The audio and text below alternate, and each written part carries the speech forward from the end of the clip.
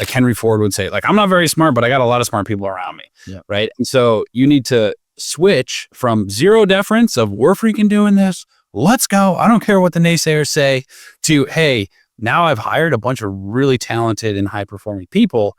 I know that I feel that this way is correct, but I need to have enough deference to hear them out and maybe every now and then side with them. When was the first time you start hiring people, and what's the most important factors when you make a hiring? Have you guys ever like considering to bring in partner instead of pay someone, like basically the employee versus like the partners? There's a lot of, people that try to get into real estate to build a better life for them and for their families, right? And a lot of times it's like all of their money, like they save up their money. They're like, we're going to buy an investment property.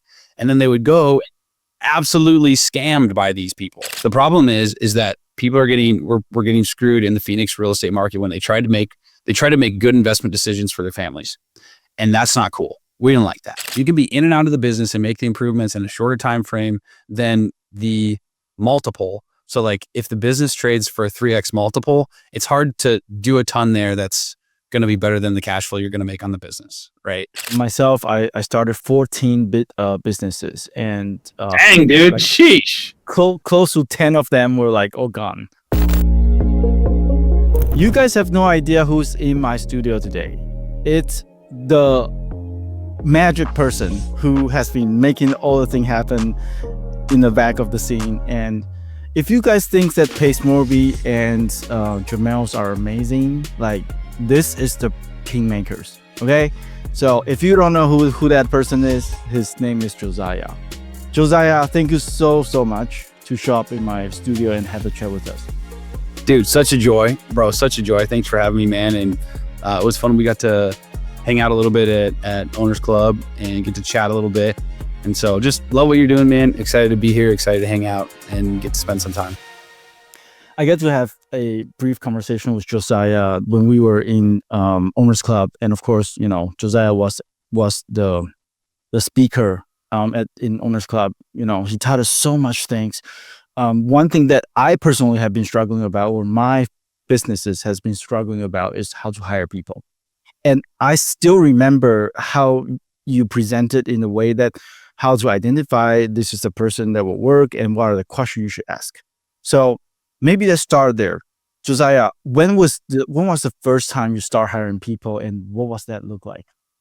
Good question, man. So the first, this is a great question, actually. So when I worked with, when I was interning with Cody Sperber, right? And then ultimately we were partners in a little real estate company. That was probably the first time I had to make hires. And I think also when you start off in your business, right, and you need to hire someone, most of the time you're like, okay, who do I know? And it also depends if you have ever hired anyone or you have any clue how to. Like, I didn't know that talent acquisition was a thing. I didn't know that was a department, or that people actually did that for a living. I didn't know you could get LinkedIn Recruiter. I did kind of understand, like, you could post on Craigslist, I knew that one. I had that one down. Other than that, it was like my method was like go through my Facebook friends and see who I think, I could actually probably convince to come work with me. Like that guy was really nice. Like he was, that guy was a grade below me at my school. He seemed pretty cool. All right, let's reach out. Exactly what I knew. Yeah, exactly. And then my outreach, you never want to be like, hey, do you want a job? That's lame. So I would always just be like, hey, just reaching out. Do you know anyone right now that would be interested in this type of position? It pays blank. And it was like, at that time, I think it was like $11 an hour or something like that. Like $10 an hour. I was like, it pays $10 to $12 an hour, and lots of upward growth potential if they can come in and do a good job. Was kind of how I would set it up. And really, I'm asking the person, the person. I'm trying to figure out if they want the job. But I just say like, hey, do you know anyone? And sometimes they're like, yeah, actually, this person or this person. And so then that's how I got my first few referrals. This is like what starting Kegley, and then I would meet them at a coffee shop. Okay, because I didn't have an office. I'm like, I'm not gonna meet you at my house. Like, that's kind of weird. No. So just meet them at a coffee shop and kind of, just be casual, kind of run through the questions, see if it would be a good fit. And half of that is like seeing if it's a good fit. Half of that is pitching them on this grand future, right? Like at that point, people aren't buying into what you have right now. They're buying into your vision. And so really trying to paint the picture for them of where we're going, what it's going to look like. how we're building the core group right now. You know what I mean? That really needs to be, is really like our super important people, right? That when we grow really large, we'll be kind of like that nucleus, that core group that people are going to learn from and grow from, right? And so we really are being thoughtful about who we're bringing in right now. Like that was, that's really the kind of the messaging. And Wow. yeah, dude, it was a party. Just with that, like there's so many golden nuggets that you just share. One thing that I have to point out is like when we started to make the hiring, especially the first few people, you need to know that that's your core team. Have you guys ever like considering to bring in partner instead of pay someone, like basically the employee versus like the partners? Because initially when you just get started, you don't have much money, and really the only thing you can leverage was like partnership, right? Yeah, totally. So I would say, great question, man. And I would say that here's kind of the tricky part is the person that you would employ, because like if you're thinking, okay, I want to pay, maybe now this would be more like $15 to $18 an hour or something, right? So I want to pay $18 an hour. The person that you're going to employ at that level is probably not the same person you try to get as a partner. And you would probably want to get someone at, like, if you're going to build a partnership, you probably want this person, and let's say that they're still employed somewhere, right? Mm-hmm. They should probably be doing really well in the job that they're currently employed in. And then you guys partner on this in off hours, right? And then ultimately does well enough that then they can switch out of their W-2.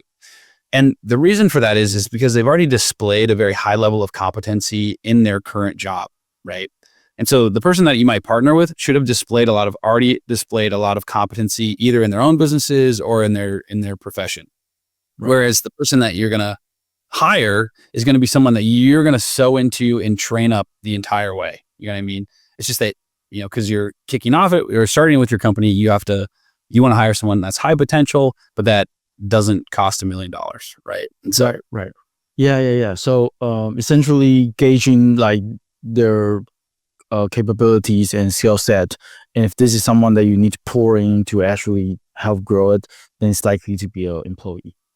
Yeah. So like high potential versus high proven experience, right? High proven experience is better partner material. High potential is better employee. When you're first starting off and you don't have the ability to pay for a high experience and high potential person. Yeah. So we'll need to gradually work our way there. The other thing that like one time you kind of taught us was really like what's the most important factors when you make a hiring. And I was so freaking, amazed and, surprised. Love you, dude. You're awesome. Like, how come it could be that? Like, so basically IQ ending up to be the one, like this person need to be smart. And we all were like making a lot of guesses, like integrity, like need to be, work hard, attitude on that. And all those things, all those things are good. It's actually, honestly, when I intro it, I'm always like, all right, guys, we're all going to be really bummed about this.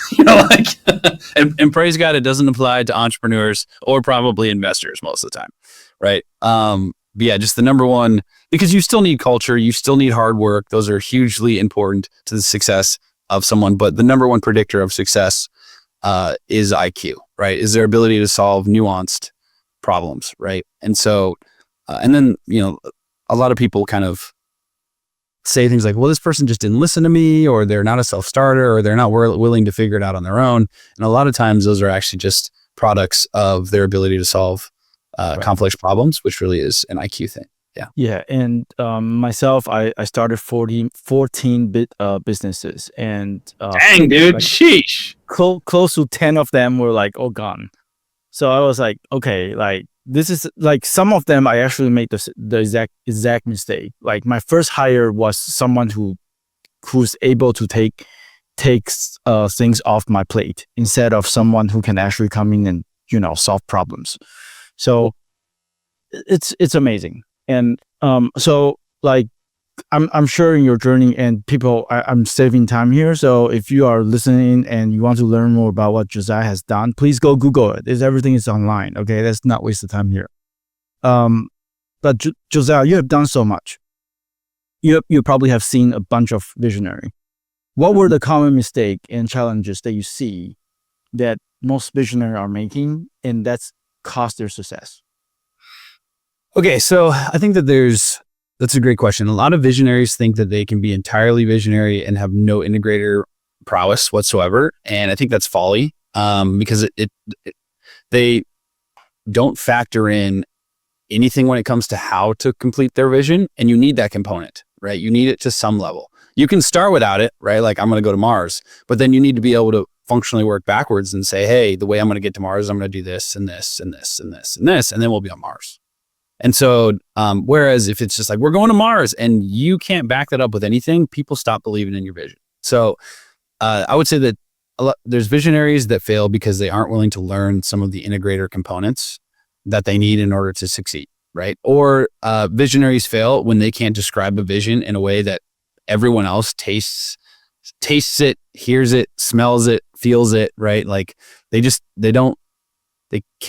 aren't using their words to describe it or make their team really see it, right? So that everyone comes around. Yeah. So they're not communicating it enough, right? You really cannot communicate your vision enough as a leader. So that's one. The other one would be deference. Or here's a couple other ones. Deference is a very big one. And so a lot of leaders or visionaries have a tremendous amount of drive, which is phenomenal. And they need to have lower, I'll call it deference for others, which means they might think they're predisposed to thinking they're correct, right? Which most people are, but they might even be, exaggerated in how much they trust their own instincts, right? And it does two things. It allows them to punch through walls and to lead the way without having to have people encourage them, right? Which is why they're leaders. And so that's really, really powerful going from 0 to 1. But when you go from 1 to 10, all of a sudden you need a lot of you need to slow that down a bit and have a lot of deference for the other experts that are now, like Henry Ford would say, like, I'm not very smart, but I got a lot of smart people around me. Yeah. Right. And so you need to switch from 0 deference of we're freaking doing this, let's go, I don't care what the naysayers say, to, hey, now I've hired a bunch of really talented and high performing people. I know that I feel that this way is correct, but I need to have enough deference to hear them out and maybe every now and then side with them. Right. And so I see that there's some leaders that are really good at 0 to 1, but struggle 1 to 5, 5 to 10, because they don't get that little check where they realize, like, oh, hold up, I got to make sure that I'm checking with the experts here. Wow. Before I push forward with this. So I think those are the big ones. Maybe the lastly would just be, you can't be a visionary and not be self-driven. You know what I mean? I think that I do think that you can be a visionary and be like kind of lazy. Okay. Like you don't have to grind it out, 12 hours a day or anything like that. Like, you definitely don't have to be that to be successful. Yeah. That's not reality. You can do that, and that's amazing, but you don't have to. But what you do have to do is be a self-starter. No one's going to tell you what your vision should be, right? No one's going to tell you what your dream should be. You have to do that for yourself and want to pursue it. I see a lot of solopreneur friends who are such a great visionary. At the same time, they're also a very good integrator. And they're so good to start off something, and then they plateau. They stop there because they were like, I'm the best person who can do this, and just never, ever outsource. So it's solopreneur. Great call. Yeah. Yeah. And what you just talked about was actually just make a lot of sense now, because really from 0 to 1 and from 1 to 10, like, you really need that mindset shift, right? Mm-hmm. And so when you are going from 0 to 1, if you're going to take on a partner, so like, for example, people like me, like my integrator role is like probably like 20, 25 only. Like, I'm good at something, but not most of the thing.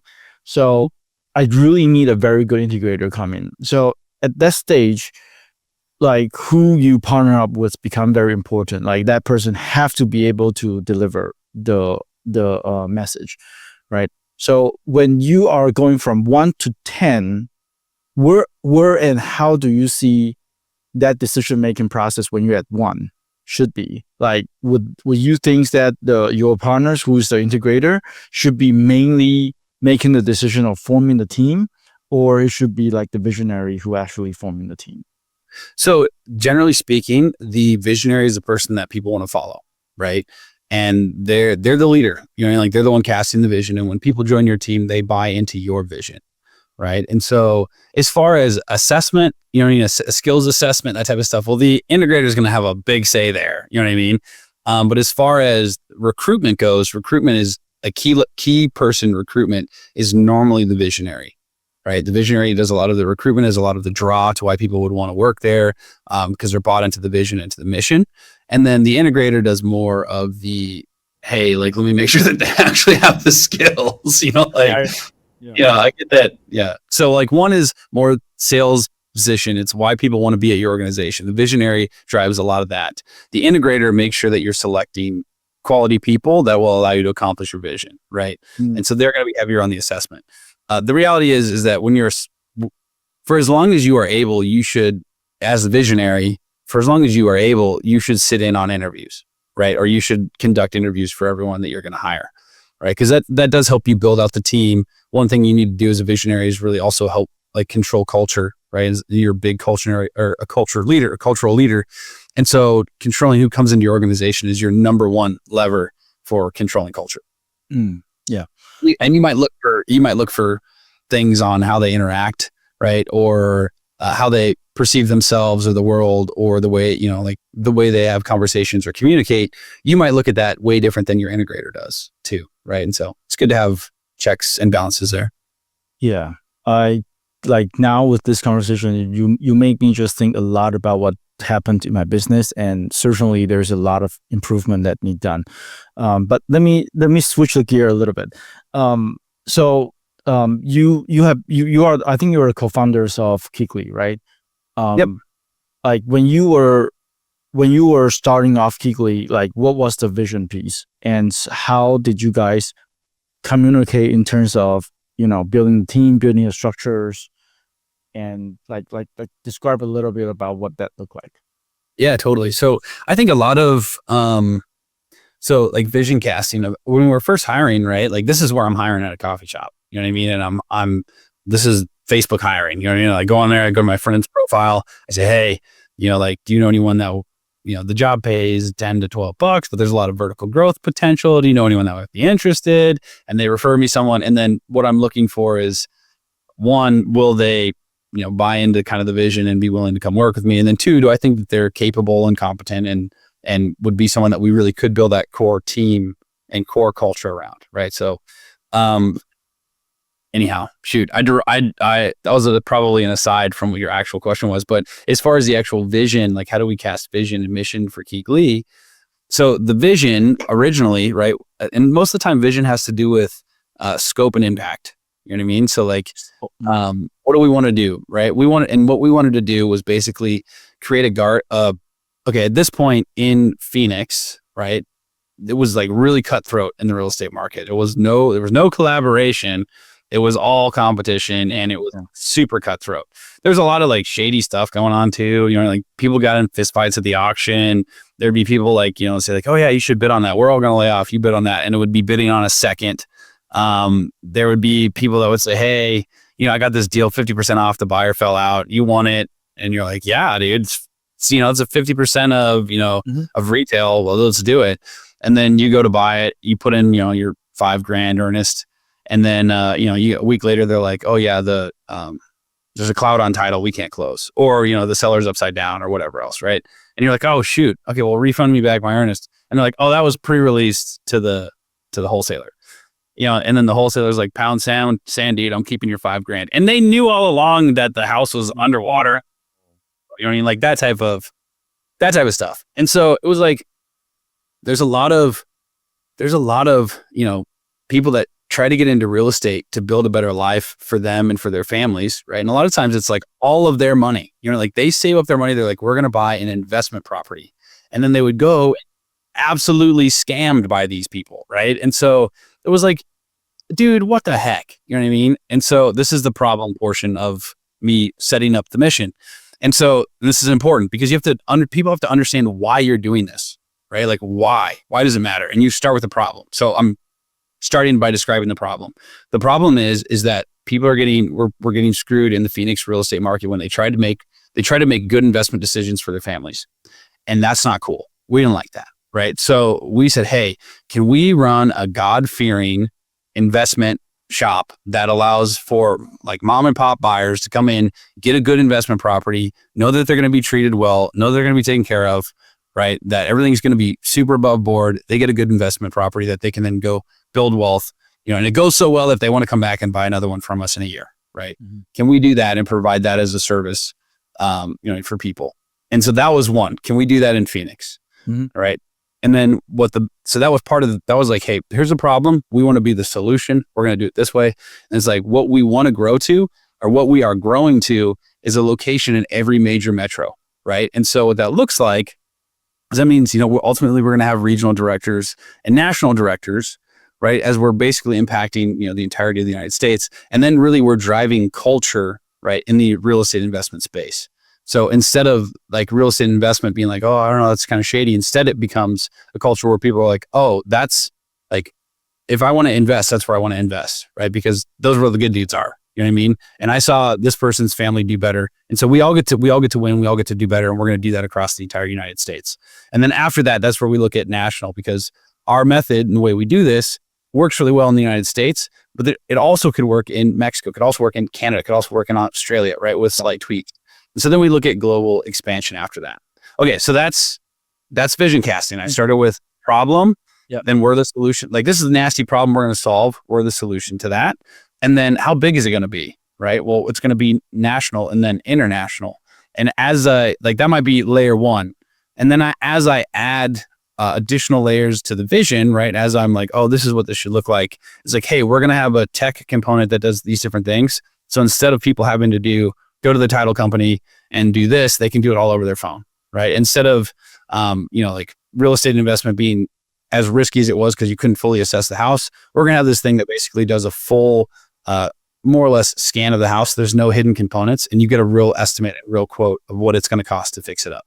So we're going to take all the risk of investment, right? Those are all like little additional things that we add to the vision that makes it clearer, more concise, and more exciting, right? And so that would have been something similar to how I would have started, the vision cast with Kegley. So good. So, of course, when you guys just get started, there is a revenue piece, right? I, to be honest, I admire and I adore the culture that Kegley has built, and the fact that I so want to be with you guys and friends in the same circle is because of this. Like, people are trying to collaborate instead of compete. But at the same time, it's like you said, when you get started, like, it's really a terrible, nasty environment. Like, starting off, that culture is one thing. The second thing is revenue. Did you guys have challenges in terms of, because we so focus on the culture or the value and whatnot, therefore our deal flow is actually lagging, or it's not as good, and therefore revenue is lower. So this is what's so amazing. I feel like that's, first off, it's a great question, and I feel like God set up the world this way in a sense, right? Because as you curate a better product or a better service, revenue follows, right? And so a lot of people will chase revenue and they'll chase it through good sale. Like, they'll be like, well, really, sharky salespeople or whatever, right? Are really aggressive. And they'll chase it through the sales and marketing channels, which are not bad channels. You have to be phenomenal at those, right? Or you want to be phenomenal at those. Mm-hmm. But when you only have that and you have a poor product, like, that's, you're not going to last. That business is going to spiral down, right? Because people come in, they get excited, and then they're like, wow, the product wasn't what they said it was going to be. Yeah. Right. And so the reality is, as your service or product improves, like what you deliver, as you build out SOPs, as you build out the scripting for how you want people to be treated, as you can make them feel like they're getting more and more of a white glove service, your revenues grow as well. Right. And then your job, originally, when you're really monitoring cash flow, is to make sure that you're doing everything you possibly can while maintaining your margins, right? And that's product improvement. Like, that's good stewardship and good product, price conscious product improvement. And so as you do that, your revenues grow. So I think they actually work in tandem. It's much harder to run a business where you're not actually trying to really serve your clients and give them the best service or best product. That's a much harder business to run. You'll have more revenue issues. Yeah. So I think that they actually go, good vision generates good revenues, Yeah. right? Good product, good service generates good revenues. Yeah. So good product is really the key. Awesome. So like the other thing that we have been challenging, we've been through some challenges was you know, the natural that we're focusing on business acquisitions. We're not able to acquire like 2 or 3 businesses every week. Like we and that actually has been slowing down momentums and a lot of things. So did you guys have a valuation on what business model you guys want to start with? Like whether it's starting from wholesaling or is it from buy, like, and building a portfolio and whatnot? Have you guys had that conversation? So, okay, so help me out a little bit with this. So you talked about, like, hey, it's hard to buy 2 to 3 businesses a week. Yes. True. Okay, that's a real thing. With that, you do have large firms that, normally what they're going to do is, okay, so I guess there's maybe 2 questions here. The first part is like, can you buy 2 to 3 businesses a week? The answer is yes. You're just going to scale up the little pods that purchase businesses. And all of a sudden you can buy 2 to 3 businesses a week, right? Whether or not you want to do that, Yeah. right? Generally speaking, companies start to buy bigger businesses. So instead of buying, 2 to 3 a month, smaller businesses, they buy 1 a quarter, but it's drastically bigger, right? And so from an EBITDA perspective, it's larger than buying all the small ones, right? Yes. With that, if you've got a platform company and now you're going to go try to acquire a ton of bolt-ons to really grow it, I do think that's where you get into the situation. You're trying to buy 2 to 3 is, a month or a week, or just as quickly as possible, right? To scale the platform. So there's kind of that. Okay. And then you had asked us if we considered, like originally, if we considered kind of how we wanted to build out our business portfolio. Was that kind of what the question was? Is like, yeah, like what to start with? Because in real estate, there's tons of way to make money, right? yeah. And so how did you guys determine, okay, we're going to start focusing on this? Or you guys basically just try to make the money from all kind of ways and just, kind of look at the KPI on each? Great question, man. So, okay, so this is another thing about visionaries, I would say in general. But we, like you are probably very opportunistic. And so as you see a good opportunity, it's really, you're good at identifying opportunities and you like to take them when they show up. Right. And so, I think there's 2 components. One, some opportunities fall in your lap or God opens the door and you're like, sweet, awesome. We can run with this. This is amazing. Yeah, let's do this. The other ones you search for, right? And you're like, hey, I'm going to try to find this. And I think the biggest thing is, like, we call it a super MVP, but if you've got an idea for a company, can you test it? And even if you test it, like, here's an example. You run a test where you run ads to a landing page for a wait list, right? Okay, well, if the wait list doesn't do well, the suck do very well. So don't build the product, right? Right. Like, don't do the rest of the product. Just go back to the wait list and say, hey guys, we actually took a different angle, but here's a freebie. You guys rock. We love you forever, right? You know what I mean? Whereas if everyone's jumping on that wait list, that there's demand there, right? Mm-hmm. And so, you can do a lot if you've already got existing audiences or distribution channels through surveying, customer feedback, all that stuff to understand like where other additional needs are that create opportunities. The other one is you can take kind of a shotgun approach and be like, hey, I think there's opportunities in these 10 different markets. What's the super MVP that I can run that is just marketing and sales heavy to see if I can get people to come in and want to buy this thing even before I've done any work to make it. And then if I get enough people that want to come in and buy it, then I know, okay, build it, right? And build it. And maybe for those people that came in on the tests, like where they came in and then they're like, oh shoot, it's not available. Like, well, they're the ones you put in your alpha group. And it's like, hey, because you guys were interested first, you get to be in the alpha, right? You know what I mean? And so, So good. so yeah, a lot of them are like, can we get proof of concept super early? And then some of those are opportunities that came to us. Some of them are from feedback from some of our different communities or distribution channels. And then some of them are, hey, let's run a handful of micro tests and see what's actually working right now. And then, out of the 10, this one performed the best. Let's make a business out of that. So good. And I would love to dive deeper, but I also want to be respectful to the time. So just one last topic that I have on my list. One is, when people are building a business, they a lot of time they focus on how do I make money out of this.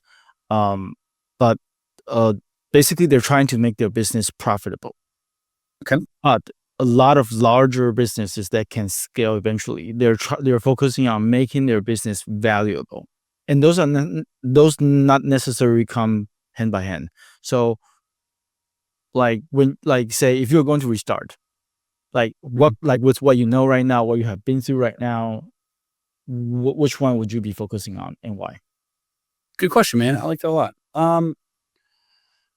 So it's an easy answer to say value now. You know what I mean? Because once you don't like, God's good. And when you're taken care of on a cash flow perspective and that type of stuff, then it's no longer about like, oh, I got to make money to make, the payroll or to pay myself or whatever else.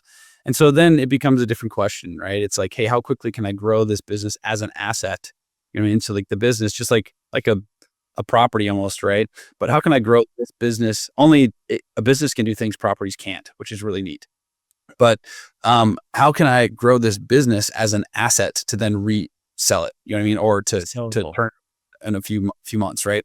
Because the reality is like, okay, let's say that I improve the bottom line by $1 million, right? Better yet, let's say that I improve the bottom line by 100 grand, right? But that business gets a 10x multiple. So in 1 year, I improved the bottom line by 100 grand. Well, that was worth 100 grand, right? So I got 100 grand there. But when I sell it, it's worth a million because I get 10x on top of that 100 grand improvement. Mhm. Okay, well that's big. That's a really big deal. You know what I mean? And so if you can get in and out, if you can be in and out of the business and make the improvements in a shorter time frame than the multiple. So like if the business trades for a 3x multiple, it's hard to do a ton there that's going to be better than the cash flow you're going to make on the business, right?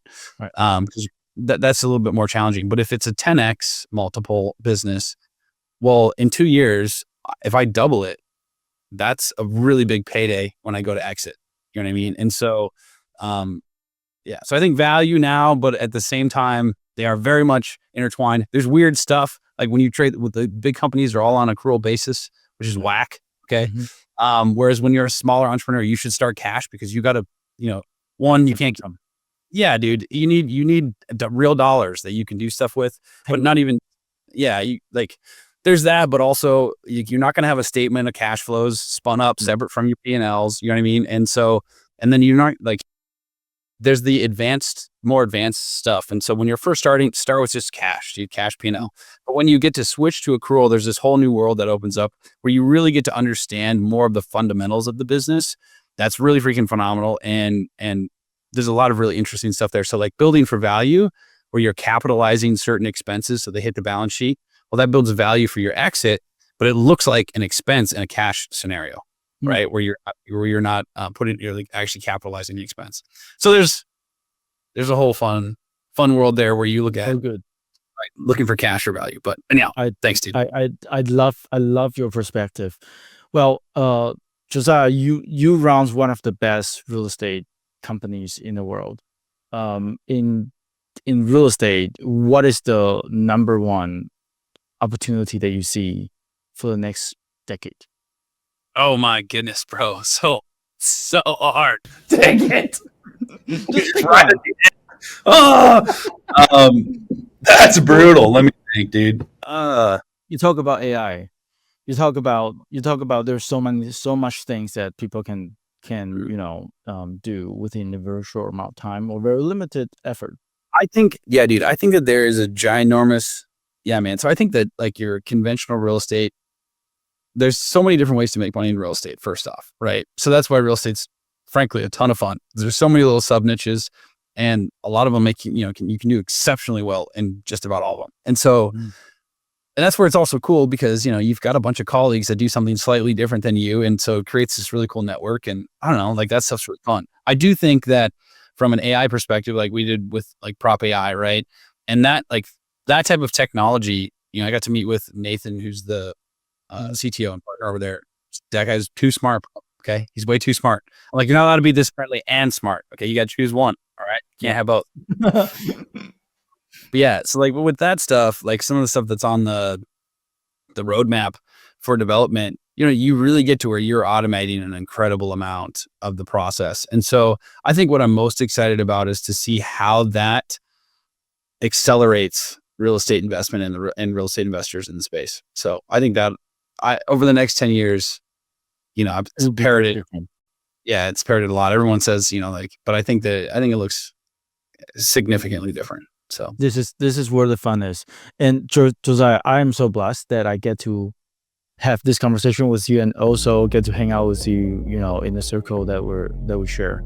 So I really appreciate your time, and I really appreciate you as a friend. Thank you so much for coming to our podcast today. Such a pleasure. Thank you, Benjamin. How can people find you, by the way? Great question. Josiah __ Grimes. Praise God for Angel. Josiah _ Grimes. Is that on? What is that on? Is that like on Instagram or something? I'm asking. Instagram, YouTube. Cool. I will put your Instagram handles in the descriptions. Don't worry about that. You rock. So fun. Thank you so much. Such a pleasure. Yes, guys. If you're listening, I will see you in the next episode. Thanks.